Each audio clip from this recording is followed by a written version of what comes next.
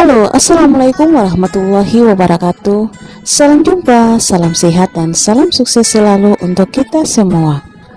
Pemirsa yang budiman, kucing merupakan binatang yang paling sering kita jumpai di lingkungan sekitar kita.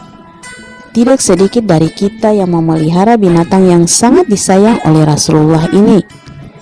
Rasulullah pun memiliki kucing kesayangan yang bernama Muisa. Bahkan sahabat Nabi yang bernama Abdurrahman bin Sakhar dijuluki Abu Hurairah, yang berarti bapak kucing, karena kecintaan beliau kepada kucing-kucing.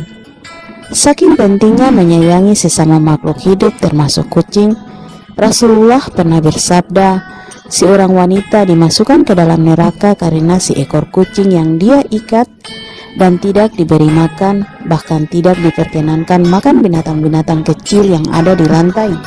Hadis riwayat Bukhari. Hal ini menandakan sudah ada peringatan dari Rasulullah SAW bahwa menyakiti makhluk hidup adalah sebuah perbuatan dosa lagi tercela.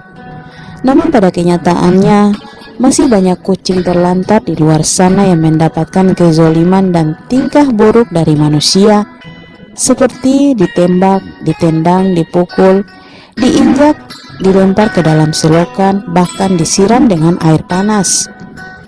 Padahal kalau kita tidak menyukai binatang tersebut, jauhi saja, jangan mengganggu apalagi menyiksanya.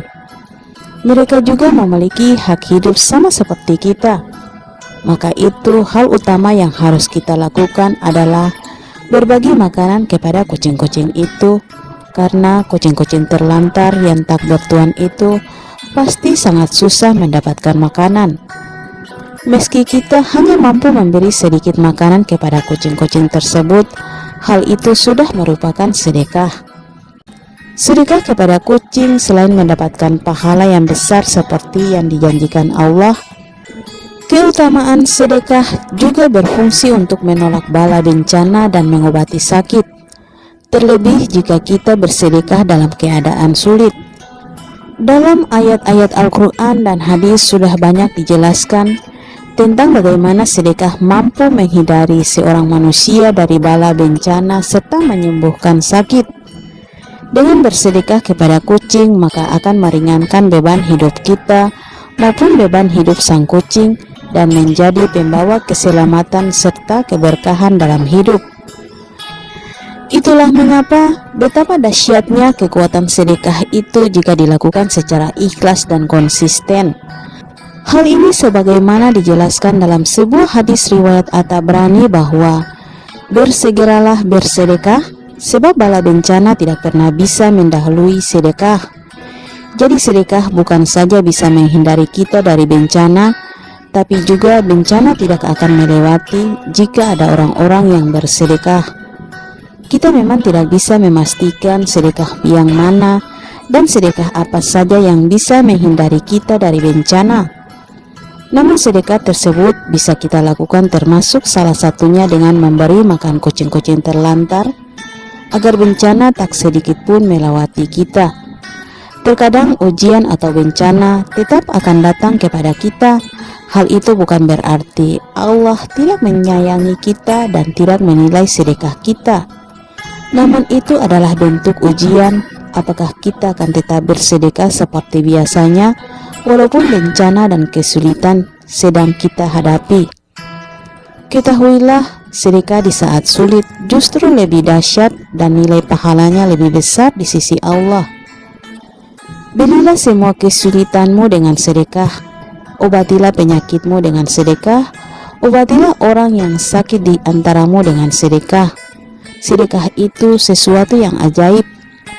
Sedekah menolak 70 macam bala dan bencana, dan yang paling ringan adalah penyakit kista dan sofak atau vitiligo.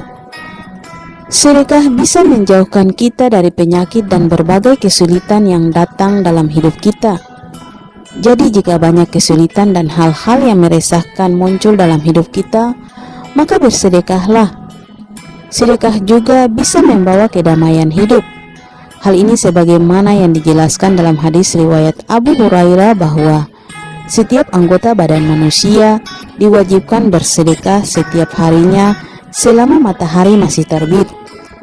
Kegiatan memberi makan kepada kucing juga merupakan sedekah. Hal ini sebagaimana sabda Rasulullah SAW, pada setiap sedekah kepada makhluk yang memiliki hati atau jantung yang basah atau hidup akan mendapatkan pahala kebaikan. Seorang muslim yang menanam tumbuh-tumbuhan yang kemudian dimakan oleh burung-burung, manusia atau binatang, maka baginya sebagai sedekah. Hadis riwayat Bukhari dan Muslim. Bukan saja di dunia, sedekah juga menolak bencana kelak di akhirat dan pada saat hari kiamat.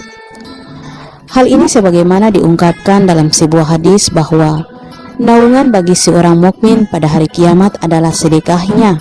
Hadis riwayat Ahmad. Jadi walau tidak kita rasakan di dunia, tetapi Allah akan menjamin bahwa sedekah akan menyelamatkan kita kelak di akhirat. Kita hanya bisa berdoa dan berharap agar semua itu bisa kita dapatkan juga di akhirat kelak. Dalam sebuah riwayat At-Tirmizi dan lainnya, Rasulullah SAW bersabda, sesungguhnya sedekah benar-benar memadamkan kemurkaan Allah dan menghindarkan dari kematian yang buruk. Murka Allah adalah hal yang paling kita hindari dan jangan sampai hal ini hadir di tengah kehidupan kita. Maka itu bersedekahlah kepada sesama makhluk Allah yang membutuhkan, agar kemurkaan Allah tidak menerpa kehidupan kita. Telah banyak kisah-kisah nyata dari bersedekah kepada manusia maupun hewan seperti kucing dan hewan lain yang bisa menyembuhkan penyakit, terhindar dari pencurian dan perampokan, dan berbagai kisah-kisah lainnya yang bisa kita ambil sebagai hikmah dan pelajaran hidup. Tentunya Allah Maha Tahu segala amalan kita dan Ia akan membalasnya. Oke pemirsa yang budiman, itulah balasan sedekah kepada kucing yang mampu menolak bala bencana dan mengobati penyakit. Semoga bermanfaat dan menginspirasi. Sampai jumpa lagi di episode berikut di channel yang sama.